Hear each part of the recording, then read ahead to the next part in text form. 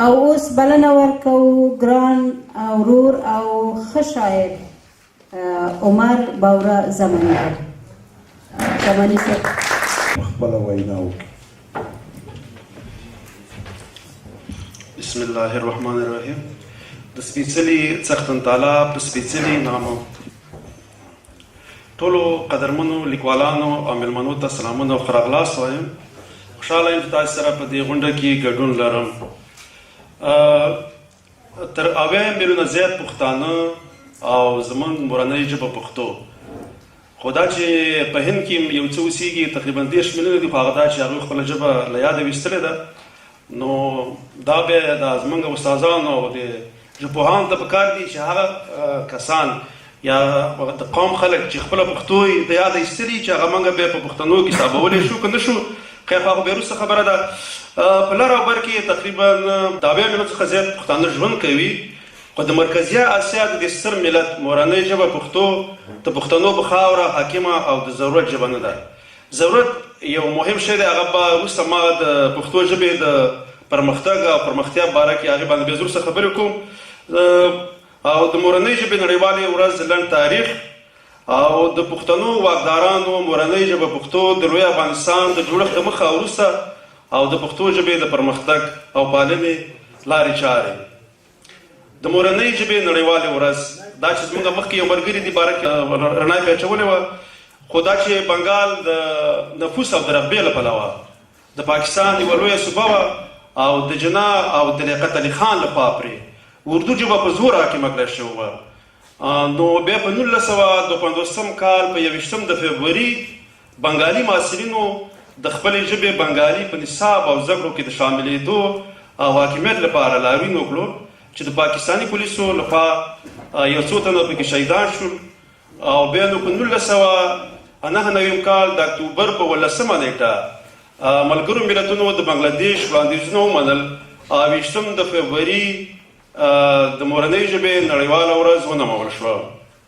پښتانه واکداران او مورنۍ ژبه پښتو په نړۍ کې دوه ډوله فاتحین تېر شوي دي. یو ډول فاتحین هغه دي چې ملکونه به یې نیول نو خپله ژبه او کلتور یې په نیولو هېوادونو حاکموو، لکه ایرانیان، عربان، انګریزان، اسپانویان، فرانسویان، پرتګالیان او روسان چې د دوی له حاکمیت له دورې وروسته هم د دوی ژبې پر هغه هېوادونو حاکمې پاتې دي. جلا د فارسي ژبې چې د محمود غزنوي څخه نیولې بیا تر مغولو پورې چې په قام ترکو د هند په بېلابېلو ولایتونو کې رسمي او د کار ژبه فارسي وه. نو له دې امله خلک مجبور وو چې د کار او روزګار تر مقام لاس راوړلو په خاطر باندې باید فارسي زده وي، نو زده کړې به په فارسي کولې. نو کله چې انګریزانو هند ونیو نو د ضرورت او د کار ژبې انګلیسي کړه، نو د فارسي پر ځای د کار او د ضرورت ژبه انګلیسي شوه. نو دې په خاطر چې ځایي اوسېدونکي نه فارسیوانانو او نه انګلیسي ژبې، نو له دې په خاطر باندې د ضرورت پر اساس باندې یوه ژبه پرېښوه او پرله پسې بله یې خپله کړه. بیا دې کې لکه دویم ډول فاتحینو کې زموږ پښتانه راځي چې دوی هم په هند باندې تر پیړیو حکومت وکړو، خو دا چې د ضرورت ژبه خپله پښتو نه کړه او په دربار کې به د پښتو په ځای باندې فارسي یا غذایي ژبه هندي استعمالوله. نو دې په خاطر باندې دوی خپلې هغه ژبې ته کوم علمي کار ونه کړو.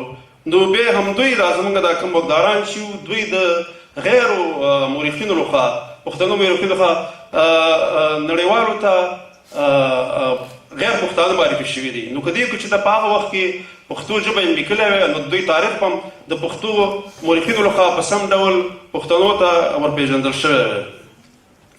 بیا همداسې خپله خوشحال بابا چې هغه هم د هغه تقریبا کله چې د ډیلي تخت د پښتون پاچا ابراهیم لودي څخه مغولو ترلاسه کړو، نو بیا تر تقریبا یو پیړۍ او څو لسیزې وروسته خوشحال بابا په دې فکر شو چې باید پښتانه د مغولو څخه آزاد کړي. نو دا چې د هغې له څو لکه د دریو لکه پلار او نیکونو څخه د مغولو سره وو او د مغولو د حکومت د پراخوالي په خاطر ډېرې جګړې هم کړې وې د مغولو په خاطر باندې. خو دا چې کله د اورنګزیب لخوا بندي شو نو خوشحال بابا پوه شو چې باید د پښتنو لپاره ودرېږي او پښتانه خپلواکه کړي. خو څنګه چې خوشحال بابا غوښتل هغه په دې کار کې بریالی نه شو. خو بیا هم د بابا ډېرې لیکنې او اثار موږ ته پاتې دي چې پښتانه یووالي او وحدت ته رابللي او پښتو ژبه لکه پښتنو ته دا پرېښودلی چې باید پښتو ژبه علمي شي. زه اوس هغه د پښتو ژبې پرمختګ لارې چارې زه دې ته راسم لازم ځکه دې باندې ما یو څه لیکلي دا به زه نه ویم. وایي لومړی باید په لر او بر کې پښتو ژبه د ضرورت ژبه شي. یوه ژبه هغه وخت د ضرورت ژبه ګڼل کېږي چې د کار ژبه شي او روزګار ورسره وتړلی شي او روزګار هغه وخت ورسره تړلی کېږي چې دولت او دفتر ژبه شي چې په اداري کارونو کې ورته ضرورت وي. افغانستان کې یوازینۍ د ضرورت ژبه فارسي ده. نو ځکه هر ترکمن، ازبک، پښتون، پشهی، نورستاني، بلوچ ټول مجبور دي چې فارسي زده کړي. مګر فارسیوان مجبور نه دي ځکه چې کار او اقتصاد فارسي ژبې پورې تړلی دی. هر پښتون وزیر، معین رئیس، مدیر او مامور لپاره اړینه ده چې خپله ژبه پښتو حکومتي ادارو کې د کار ژبه کړي او که پښتون حکومتي چارو کې دا کار ونه کړي پښتو ژبې دا قرباني ورکوي باید دوهم ځل ورته پښتون ولس د کار موقع ورنه کړي. همداسې پښتونخوا کې د ضرورت او دفتر ژبه اردو او انګلیسي ده. نو هلته پښتانه مجبور دي چې اردو او انګلیسي ژبو کې زده کړې وکړي ځکه چې کار ورسره تړلی دی. که چیرې موږ پښتونخوا کې دفتر ژبه پښتو کړو نو بیا به پښتانه مور او پلار مجبور شي چې خپل اولادونه هغه ښوونځیو ته ولېږي چې تدریس پکې په پښتو وي ځکه چې د زده کړو بشپړېدو وروسته به د کار ژبه پښتو وي. نو ټول شخصي ښوونځي چې اوس تدریس په اردو او انګلیسي ژبو کوي ډېر ژر به په پښتو شي او چې هر کال په میلیونهاو پښتانه مورګانې او پلاران خپل اولادونو ته هر کال په میلیونو روپو لګښت اردو او انګلیسي ژبو کتابونه اخلي نو ورته به د پښتو ژبې کتابونه د نصاب په بېلابېلو مضامینو کې پکار وي. نو د پښتو ژبې کتابونو ته به د خرڅلاو لپاره ښه بازار پیدا شي. په زرګونو لیکوالان به په پښتو لیکل پیل کړي او پښتو ژبه به له ادب او تاریخ سره سره ساینس او ټکنالوژي په ډګر کې په ډېر لږ وخت کې چټک پرمختګ وکړي او د نوي عصر د وختونو سره سم به د پرمختیا په لور حرکت وکړي. اوس چې کومو میډیاو ته لاسرسی لرو باید له دې لارې پښتنو کې د پښتونولۍ شعور بیداره کړو چې خپله ژبه پښتو د پښتنو په سیمو حاکمه او د ضرورت ژبه کړي. کنې اوس چې کومو پښتنو په افغانستان کې خپله ژبه پرېښې او فارسي ژبې شوي او پښتونخوا کې اردو، سرایکي او انګي ژبې شوي دي که دا لړۍ همداسې روان دی دوام وکړي د پښتو به د پرمختګ پر ځای له نورو ژبو وروسته پاتې شي. دلته یو کوټه باندې شعر داسې سره شروع کوم او پښتونخوا کې چې پښتون لږ شانته عصري شي بیا یې ژبه شي اردو یا انګریزي.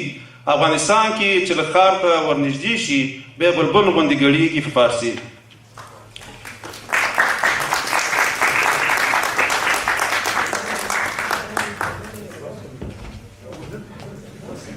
له ښاغلي زماني صاحب نه یوه نړۍ مننه.